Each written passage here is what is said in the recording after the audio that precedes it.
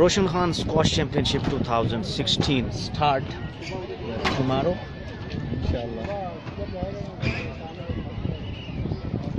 काफ़ी सारे लोग एंजॉय कर रहे हैं।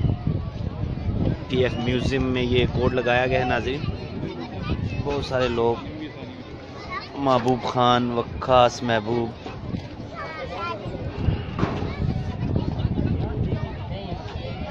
ज़रक जहां खान, सज्जाद अहमद, और ये जिस शख्सियत पे अब मैं मारने लगा हूँ camera, Mohammad Imran, ASF referee,